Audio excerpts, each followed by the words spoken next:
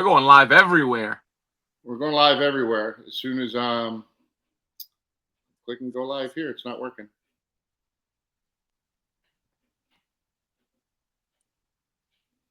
Oh, and there we are. We're live. Boom.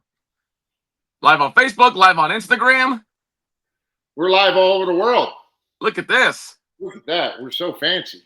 Mosh Sez doing big things. We're doing huge now. We're growing. We're expanding. We're going to take over the world. That's the plan right there.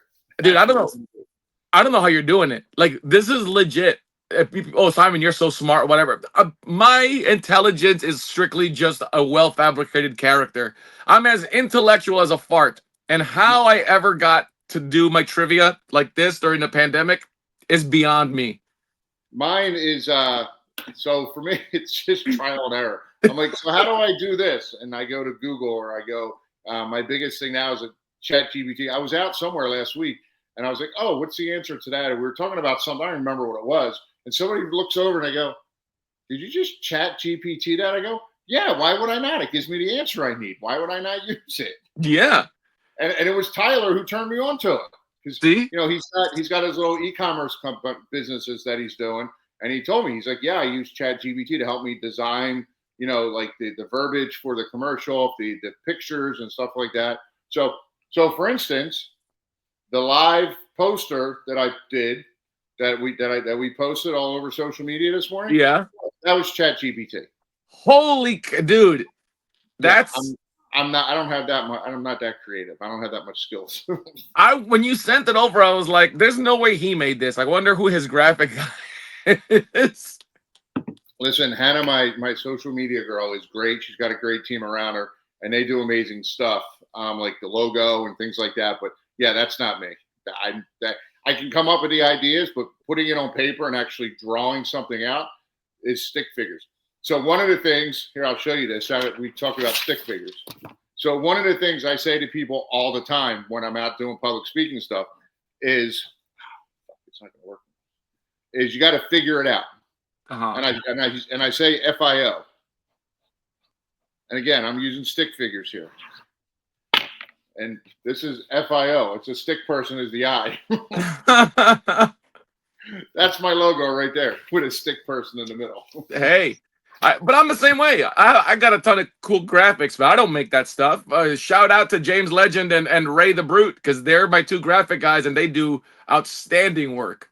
Whoa, hold on a second. Look at this. Yes, that is Simon Says.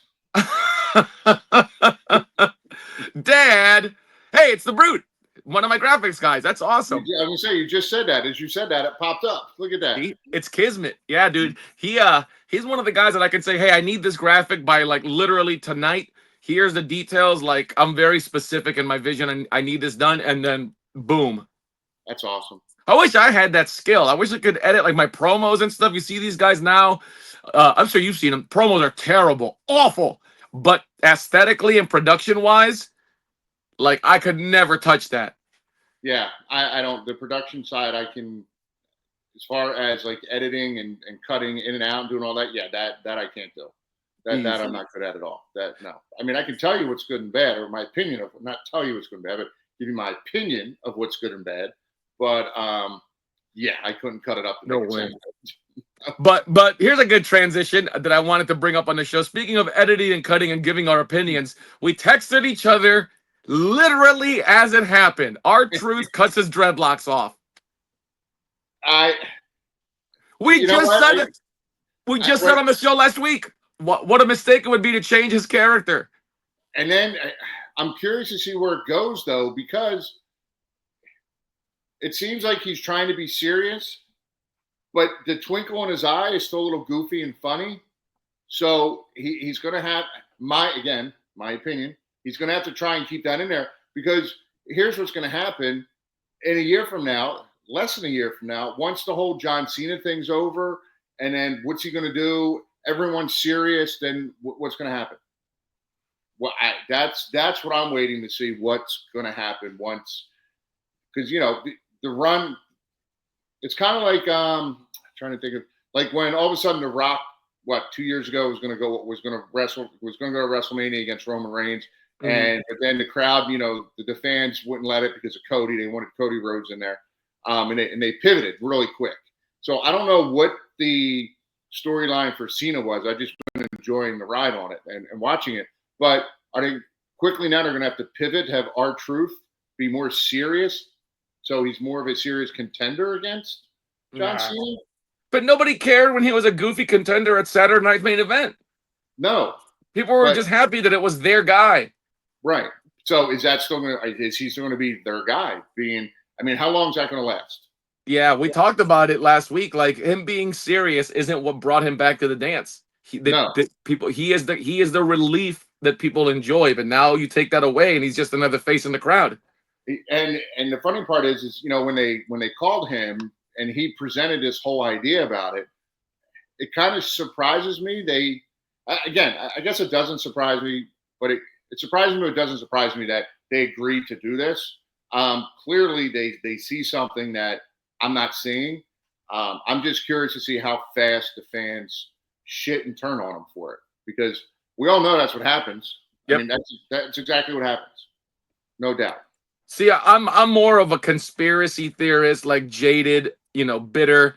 It wouldn't surprise me if they were like, "Fine, we'll bring you back." Oh, hey, you wanna do this idea that completely changes the reason they wanted you back? Sure, let's do it. Then he loses popularity, and then they fire him. Like, oh, see, we tried. Like, sorry, sucks to suck. Goodbye. Yeah, see, we were right the first time. Yeah, see, that's. I guess that's my concern with the whole thing of what's going to happen. But speaking of Raw last week, we spoke about the heavyweight championship last week also. And what did I say? Yep. Chaz, you asked me who should be champ right now, and I said Gunther. And bam! And I wasn't even. I got goosebumps. Yeah. I didn't even watch Raw last week. I was out. I had some things to do. But it was one of those. I don't know. I was sitting somewhere. I got home or whatever, and I was scrolling through. I picked up the phone, and I was like, "Oh shit! Did that really happen?" And I had to go Google it. Did it really happen? And there it was.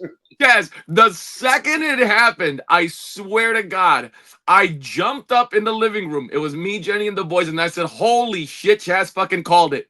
Look, here's our boy Joe Spencer. So it changed back to just make the match between him and Goldberg a title match. Oh, listen, boy. I don't know about Goldberg, and I don't really care. Listen, if Goldberg comes in, great. I'm not. I was just going with the Gunther getting the strap part. I don't know about Goldberg. They say never. They say never say never. I'm going to say never. They will never put that belt on Goldberg right now in this day and age. I don't think they would put the belt on. I'm not. Yeah, I don't think they'd put the belt on him. But I mean, having the match or the belt. Okay. I don't think that would be good. But you really think Goldberg's gonna let Gunther eat him up with chops and stuff? No, I mean that match is going to be 8 minutes, 8 seconds long. 8 minutes, 8 seconds long. I just don't see it being good. No, I don't see it being a good PLE match. I think I could see it being. I don't know. I don't know where opening match of Raw. I don't know. Yeah, I don't see it. I mean, Gunther. Here's the thing, Chaz. Gunther loses the title, the IC title at WrestleMania last year to Sami Zayn, which whatever should have been Chad Gable. Gave it to Sami Zayn.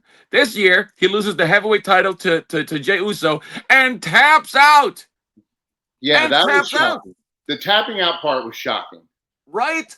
Yeah. Like I'm all for which I kind of learned this from you. A decisive finish when it calls for it. Yes, absolutely. But he could have passed out. That's still decisive. Well, didn't Jay pass out? Yes. Yes. Oh my God. Yes. What? You know who else passed out on a pay-per-view losing a belt? Mm-hmm. Macho Man against Flair in the figure 4. Yep. So I think the passing out thing's cool because you're not really tapping out. But your body gave out.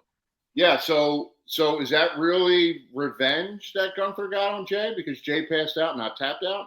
Nope. And if this whole Goldberg thing is true, with Joe Spencer here saying, our French fry guy. I mean, does he really? Does he get the? It doesn't mean anything. No. I don't know what Goldberg coming in means. If that does happen, I don't know what it means. It doesn't mean anything. I mean, the only time Goldberg coming back has benefited anybody was his little deal with Brock Lesnar when he came back. But his Right. stuff with Bobby Lashley didn't do much. His stuff with the Fiend didn't do anything. He jobbed out Kevin Owens. Like, what is why? Why? And there's too much talent there now to keep bringing someone like that in who's not going to add anything. He's not really Yes. he's not adding anything. He's not helping. He's not, a belt does it's either the person's getting the belt over or the belt's getting the person over. Goldberg coming in is not going to help get Gunther over at all. He's already over. He can't get much more over than he is at this point. So Yep. that's just And especially someone whose entire gimmick is not losing. The second right. he starts losing, which is what he's supposed to do, putting people over, the bloom is off the rose. And people Right. will be like, why is he back here? He's not the Goldberg we remember. He's losing left and right. I don't know. Exactly. I agree with you. I agree with you. But hey, I have a pet peeve I want to share with you. I I love want pet your peeves. opinion on it. Pet Okay. peeve. Pet peeve in the ring. Oh, And I was watching someone last week who's in NXT, and I'm going to try not to say if it was give male away. or female. Okay. This. Oh my God. I can't. Uh, I can't. I just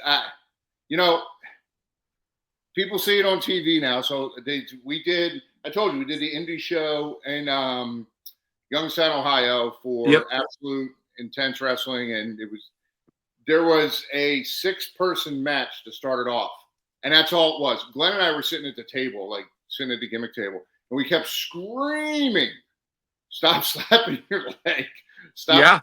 Couldn't stand it. I mean, guys get out of the ring now, and they have this big giant hand. It's like Gunther slapped their leg 50 times. Yeah, that's what I want to see. I want to see pictures of people's thighs after their matches. Don't show me your chest or your face. Show me what your thigh looks like. I can't stand it because they're like, "Oh, well, Shawn Michaels did it. Shawn Michaels did it in a match. He did it once, and it was a finish." And you can barely tell. And that's a big difference. When someone's standing there and they're throwing a kick or they're throwing a super kick and their arm's starting up here, and all you hear is, I mean, come on, just stop. I wrestled the match last Friday in Panama City Beach, and it was me in a tag match against another guy. And one of the guys we were in the ring with is pretty known for the thigh thing. So my opponent, we're in the ring cutting a promo, and my tag team partner grabs the mic and goes, "Simon, he's not going to understand you. He only speaks one language." And he starts like slapping his thigh in Morse code. Dude, I thought I was going to piss myself laughing. He only understands thigh slapping. Yeah, Morse code slapping. It's a new dancing instead of spoon. That's a little ham bone. Yeah. I saw a post by Ken Anderson on Instagram, and I thought it was brilliant. He goes, "Hey," because if you want me to critique your matches, he goes, I'm open to do that. He goes, "But the second I start watching your video, if you slap your leg, I'm throwing it in the garbage and I'm not answering you." He said, "The second I see it, yeah, it was something like that. I'm throwing it in the garbage and I'm not answering you." I can't. Because you know what's happening now, Chazzer, is I've seen so many times guys throw a kick or something that misses and it still makes the slap sound. It's so ingrained in like force of habit that the second their leg goes up, so does the slap sound. What did you hit? What? The guy ducked. And that's part of, like, people ask me, I get asked this a lot of, what do you think's missing from wrestling today from when, you did it full time, you were in WWE. And to me, the biggest thing is realism. The realism is missing. And I say this to everyone on the indies. I say it when I go up to the performance center. You want to make it as real as possible. I realize this is entertainment. We're out there to entertain. We're not out there trying to kill one another. But my thing always was to make it as real as possible. Yeah. Especially when I was working you. I wanted you to make it feel real as possible also. But it felt real. But make it as real as possible. And what I say to them is, if you're in a bar fight, are you going to take the opportunity if you get to kick someone, are you slapping your leg to get a sound? When you kick someone for real, is it a slap sound or is it a thud? It's Yep. a thud. Yeah. Yep. Okay. You get the chop sound. You get the sound when you chop somebody. That's skin on skin. A little bit. If I bitch slap someone, you're getting the sound. That's a little bit different. But when you're Yeah. kicking someone and you have kick pads on that are that fucking thick, oops, sorry, they're that thick, you're not getting that sound. I just No. don't. I don't understand it. It literally drives me batty. No, and I'm so glad to hear you say it. Like I was obviously I was trained by the Dudleys, and I got my nose broken the second day of training, but we were taught hit hard in safe places. You know, we were Right. taught whenever you're on a show, you want the crowd to go, okay, that's hokey, that's phony, that's whatever. Oh, but here comes Simon, and he's gonna beat the heck out of someone, and someone's gonna beat the heck out of him, and that's why I have a reputation on the indie scene, that I'm a bully, and it's not it. It's just that I have enough strikes against me. You know, I don't look like a wrestler. You know, I'm not exactly Kurt Angle out there, so the believability and making people. You're What? not. You're not. It's such a dick. But here's another one to throw at you. Vito Lagrasso got on me years ago because I don't throw a lot of punches. I was taught by Terry Taylor, if the better your punches look, the less you should do, because if the guy's not knocked out, either you hit like a wuss or that's Superman in the ring. Right. So I throw one punch, which is the Jerry Lawler punch. The guy's bent over and I rear back and hit him with an uppercut, but I stomped off it. And Vito lost his mind, saying, "You never stomp off a punch. You know who stomps off punches? It's hokey, blah blah blah."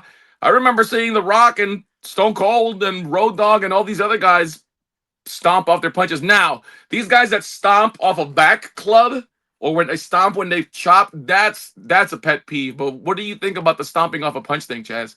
So a lot of guys stomp because they want. Everyone's about the noise. Mm-hmm. You know, it's about the noise. So again, for me, it's realism. So my thing is when you're punching someone in real life, you're stepping into it. Mm. If you're in a real fight, your left. You know, I'm right-handed, so my left.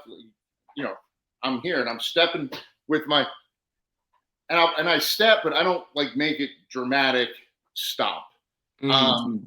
If I'm coming down with a forearm to the back, I don't know if I really stomp either, because for me, you want that. If I'm giving someone a forearm in the back, I want that thud noise. Yeah. I don't want the ring noise, because you hear that thud, everyone goes, "Oh shit!" Because Yeah. I'm hitting you, but it doesn't hurt. I'm not killing you.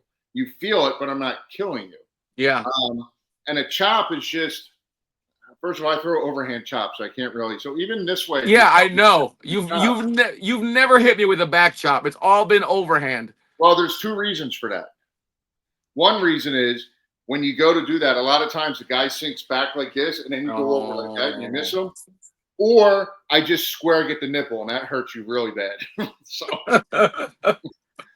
So I come down this way. Plus with the chop spot that Glenn and I do in the ring, this gets a better, we do that purely for reaction. But yeah, so as far as throwing a punch, I step, but I don't really stomp like that. Yeah. And a lot of times, like you said, Terry Taylor's theory of if you throw a really good punch, first of all, I don't throw really good punches. Mine come more uppercuts, I guess. And I'd rather throw a punch slash, it's kind of a punch slash clothesline, because when I'm throwing it, I don't know if I'm going to clothesline you or I'm going to punch you, because I just don't know how. It depends on, especially in a hot tag. When you're coming in for the hot tag, sometimes you're right here, sometimes you're over here a little bit, so you got to reach. So I don't know what it's going to be. It's just I'm throwing my arm out there, hoping it don't get hurt. The most painful thing I ever experienced in all of our matches against you guys was you get tagged in, you go to the top rope, Glenn shoots me off, he does a drop down, and you come off the top rope. And you told me in the back, it'll probably be a clothesline or just be there. I said, okay. Pal, I think it was a double axe handle punch, clothesline from hell, discus, whatever, dude. I took it, and I just remember seeing white. And I was like, I thought we clashed heads. It's like, he's got to be bleeding. Obviously, Chaz is busted wide open, and you're standing. I look over, and you're doing your stupid dance. Like, oh, he's okay. I need explanation on this. Oh my god! Yeah, how do you do that? How do you do that? That's what I like I can't even make a joke of it. Are you patty caking? Like, Yeah. oh, that's funny. Uh, but do you hate the stomp punching as much as you hate the thigh slapping off kicks? No, the slide tapping's my biggest. That's my biggest thing. As Um, far as far as the like stuff like stomping, I guess the stomping's got to be really over in the top. sync, Yeah, it's yeah. got to be really over the top for me to notice it. Because again, my thing is like when I do step, I step when I punch, but I don't stomp. So and again, I don't throw that many. The only time I really throw a punch, I think honestly, is in a comeback. Yeah, I was gonna Other say. than that, I don't throw. Like I'm trying to think. Like in the beginning of a match, I don't really throw punches. I mean, No, you unless it's in a brawl or it's like a heated thing. You know what I mean? Like it's a jump start. You may swing a little bit or whatever, but I don't really throw many punches that I'm aware of. I'm So gonna have to watch some of our matches back, but yeah, that's what we have to figure out. You have those on like tape. yeah. So we got to figure out how to watch them on here, and then we can laugh at them as we go. Oh, dude, if we do that, we got to put the promos up there. When you and Glenn dressed up as me and Frank, and then he fell in the pool.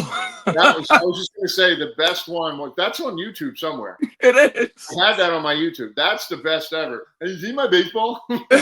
You've seen my Baseball's baseball. right here. Oh my god. I'll tell you what. As far as pet peeves, pal, like my biggest one is guys that put their hands on their thighs when they're freaking blown up. Especially like if you get put in a headlock and then you take that drives me insane. Yeah. Yeah, it just looks sloppy and lazy. I mean, if you're in a Yeah. headlock, grab up here and yeah, Or at least wrap your arms around the guy so it looks like you're doing something. If you're you're blown trying to up, get out of it. Yeah, you're trying to get out of it or something. drives me insane. Yeah. But you know what the worst thing you could say about someone, right? Do you know what that is? It's one No. word. What's It's that? actually it's three words, but it's the one word. Yeah, it's three words. I know. Go I ahead. I know mine is if I ask you how someone is in the ring and their response is they're a nice guy, immediately I've heard enough. To have a great personality. Yes, exactly. Hey, how is so and so in the ring? Well, says he's a nice guy, but nope. Say no more. He's the he's, shits. he's a super nice guy. He's got good gear. No, that's not it. He's got a yeah. He's nice to have in the locker room. He brought me Soma, so I like him. Yeah, he's in the main event because he brought me gimmicks. Yeah. No, What is yours? they have potential. Oh my god, what a death blow. That is the worst thing you can say about someone. Yeah. Yeah. Oof. I never considered how devastating that could be. I mean, you really think about it. I mean, Yeah.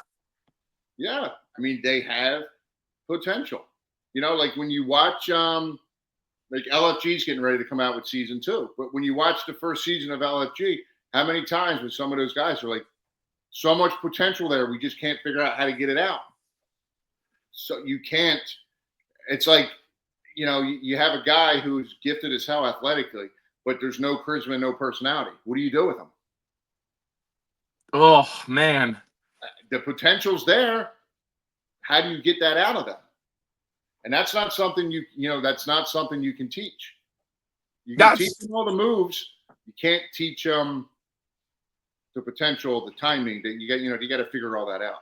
That's why I hate this mentality that they shun, indie wrestlers or guys with bad bodies and whatever. Like most of those people have the hardest thing to teach. You can literally, it's easier to get their body in shape and teach them to be a little more athletic. You can't teach them how to pull a crowd in or engage them, right? Am I wrong in thinking that, Chaz? No, you're not wrong, but at the same time, those guys should be busting their ass to get in better shape, knowing what they're watching on TV. True. If the end goal is WWE or even AEW, even though I don't watch AEW, if the end goal is to make it to WWE, then look at your competition. Look at what they're doing. Research what they're doing. Look at Gunther. Look how big he was when he got signed. Yeah. Look at him now. I mean, yeah, he's not going to win any bodybuilding contest, but you look at him and you go, oh crap, he could beat my ass. Yeah. So, and even like, the smaller guys, and I'll use AJ Styles. He's in great shape. He's shredded. He's cut. Like, that's obviously what they like and what they're looking for. No, if you go to a show, even me, if I go to a show and I see someone who's just fat and sloppy and they put like something I wear to the gym shorts and just a Mhm. t-shirt on and they're getting ready to go to the ring, I'm like, there's no thought in that. Yeah. You But know, see, there's that's like the biggest strike against me, and it used to drive Frank crazy. Was, oh, Simon doesn't look like a wrestler. Simon's lazy, doesn't go to the gym. I was in the gym all the time, but the only thing I did was cardio. I got into wrestling through Andy Kaufman. So I thought, if I'm the tall, lanky guy that says I'm gonna beat someone like Chaz, come watch me do it, and then I do it by nefarious means, that makes people mad, and then they want to pay their money to watch you punch my face. But no one ever saw that. Everyone was always like, "Oh, Simon's got pipe cleaner arms. Simon doesn't go to the gym." And I thought I was over here, psychology wise, like killing it.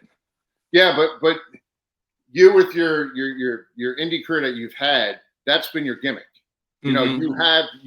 You put thought into your gimmick. Look at your outfits. I mean, you just sent me all those pictures. But I'm serious. Like you Oh put yeah, yeah, thought into the outfit, and yeah, there's something there. It's not like you're just going out there in regular clothes and yeah, going, okay, well, this is what I'm doing. This is who I am. You put thought into the outfit. There's thought in the gimmick.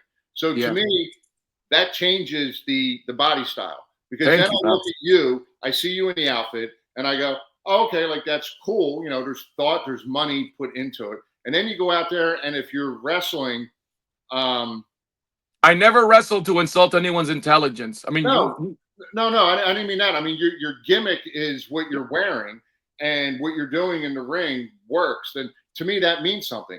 If you're just putting on, you know, a heavy metal T-shirt or a T-shirt with skulls on it, and you're wearing shorts and sneakers when you go to the ring, and you're fat and out of shape, there's no thought there. And then you're just none. getting in the ring, and you're just like, I'm gonna run around and give everyone a shoulder tackle because I'm big. Yeah, To me, good that point. there's a difference there. That's the difference. You may Yeah. not you may not look like Shawn Michaels or Stone Cold or someone big and jacked or Bill. I mean, not that Shawn's big, but you know what I mean. And For his size. yeah, but I mean, look at X Pac. He wasn't shredded wheat. He wasn't ginormous either. Yeah. No, You know what I that's mean? no, and I appreciate that, pal, especially coming from you. But that was, and like I said, the crazy thing was the people that would shit all over it. You can never watch a match of mine and see me do a power slam, a power bomb, a stalling suplex, anything like that, unless the person was significantly smaller than me, and then I would do it just to be an a-hole. Like, look at how Right. powerful I am.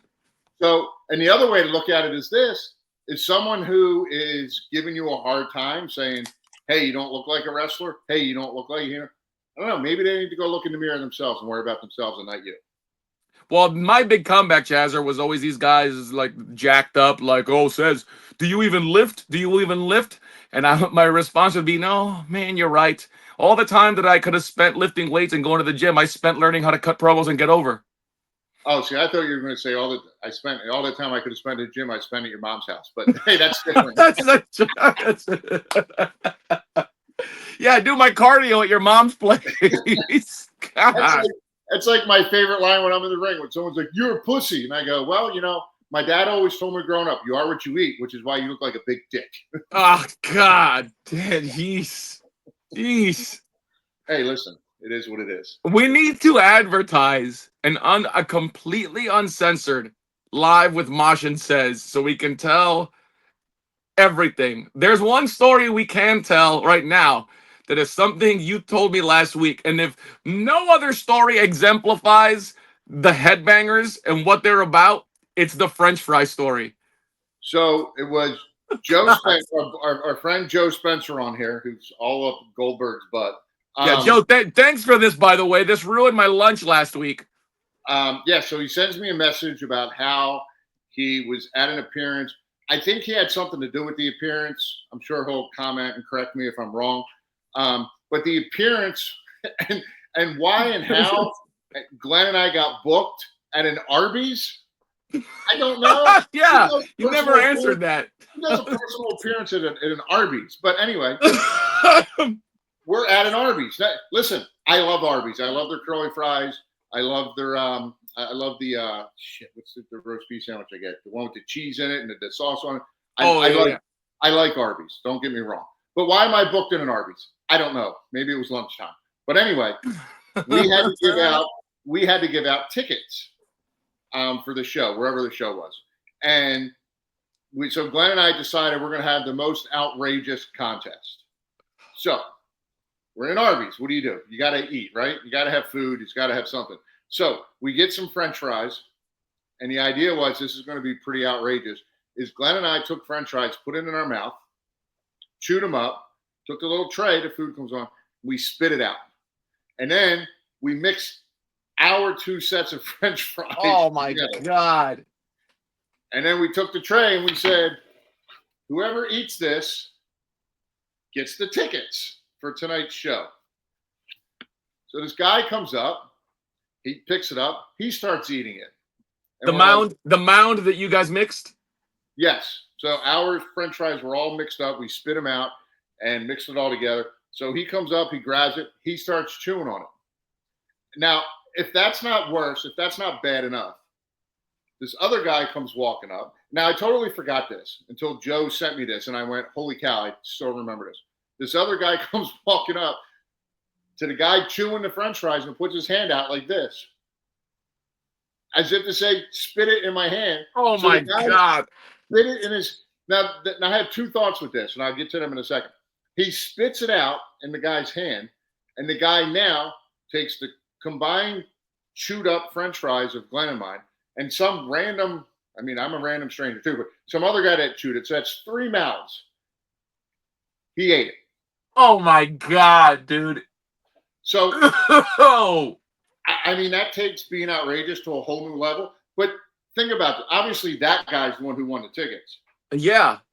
But think about this now. The guy that was initially chewing it up, spit it into the other guy's hand, now just lost the tickets because he spit it in the other guy's hand and ate it. Why would you give that up? Like, you're already winning. You literally just, yeah. That's awful. That's one of the spit. Like, no, I can't. Yuck. I don't like to drink off of someone else's cup, let alone, hey. But again, Glenn and I were, I don't know if we came up with it or someone else did, but you really think about it, besides being gross, that's one thing. But then the guy spit it and then he ate. And you're already eating chewed up French fries. Don't you think you've already won? Just swallow it. Yeah. Ooh. Yeah. That's awful, dude. That's one of the worst. Joe just posted this. He said, no, it's the contest, but I wouldn't know how to watch it on here. No way. Is this the actual footage of that situation? He said that link below is the contest. I guess it's going to carry to next week because we're going to have to figure out how to watch it next week. Oh my God. So next week we will try to watch the French fry eating contest. Oh my God, dude. Oh, that's amazing. That's awful. I mean, I thought YouTube don't send me that on through Messenger. So I can try to, so we can try to figure that out, how to watch it live. Yeah, Joe, send it my way too, please. Yuck. I mean, I thought you two dopes hitting me with encyclopedias and dictionaries was bad enough after my do you like books situation, but this that's amazing. There's nothing better. For those of you who never heard that, we'll wrap this up and then we'll take off. But this was it. We found out Simon was courting a girl. And his opening line to her, and listen, it's actually not that bad now that I think about it. Now it's not bad. Well, I'm older and I'm dating now, so maybe I'll try it out. I'll let you know how it works. Being single, maybe I'll start using this now. So Simon's opening line was, "Do you like books?" No, hello. No, how are you? Just, do you like my buddy's like, go ask her about her likes. Do you like books? Do you like books? I like magazines. And this spread like wildfire overnight throughout the entire Florida wrestling scene. Yeah. And we had a Then magic. our next match we had, yeah, so we had to use some foreign objects in the match, and they were books. Motherfucker. Beat the hell out of you with books. Dude, I wasn't even expecting a jump start. If you watch the video, I come walking through the curtain, and then you hear like a gunshot go off, and it's you holding a Merriam-Webster's encyclopedia. All right, Oh. sweet. So next week, so again, we're going to be live every Monday here, 6 o'clock, as close to 6 o'clock as we can. We're going to be live every Monday. It's going to be live with Mosh Sez. So next week we have the French fry story. Oh, and I'm going to try and figure out how we can watch that and talk about it. And I want you to think about this, okay? So for me, I'm trying to think of who to use as an example. I don't know. This actually use anybody. Is your wrestling career really ever fully over? Oh. Over as far as ending. No comment now. Think about it. That's a Does your career ever actually fully end? That's a damn good question, dude. And I haven't thought about this. I already have my thought, obviously, but we'll talk about it next week. I love that.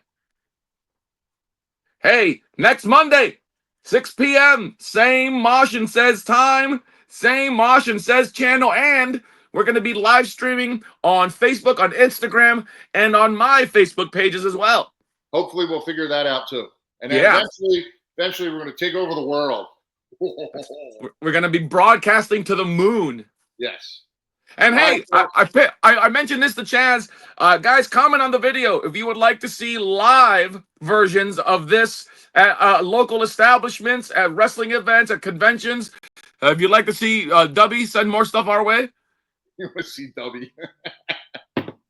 Yeah, but if you'd like to be in the audience for a live recording of Live with Mosh Sez, let us know, because we got stuff in the works.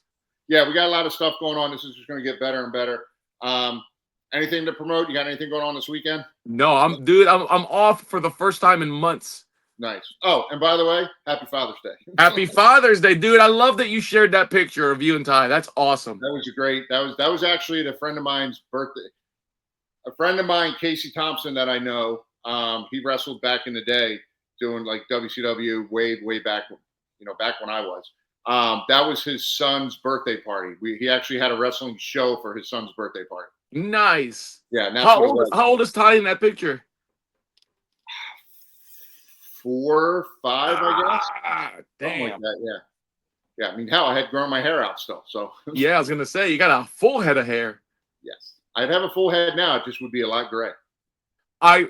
So real quick before we go off, I think I'm going bald, and Jenny keeps telling me I'm not, but I've had it 3 different shows when I've got my hair, Simon Says, gelled up. I've had it 3 different shows. Someone yelled, "Nice bald spot!" So I think I'm gonna go headbanger bald here soon. Oh, maybe it's just thinning. Yeah, but it drives me wild. I'm just gonna have to go. I mean, I've been bald before. Listen, you just go with it. It's like this. Glenn commented last week about how when he dyes he uses his hair for men or whatever it is, just for men, whatever it's called, that it makes him feel younger. I'm like, okay. But it doesn't make you look younger, but okay. I don't know. I'm just embracing it. Whatever happens, and I'm going with it. I just have this because it hides my chins. Well, same. I had somebody at River City come up with like a handheld dye thing, and I was like, "Whoa, what?" He goes, "Oh, just get some of the gray out." I said, "Oh, I'm not trying to fool anybody." No, yeah, I'm not hiding from my age. I'm not hiding from it. It is what it is. But aging like a fine wine. Exactly. Hey, it's a good day for a good day. Go have a good day. I like that. I'm going to start. I stole this at Target. I mean, didn't steal it. I found it at Target, but I'm going to start using it. All right. That's it. See you, pal.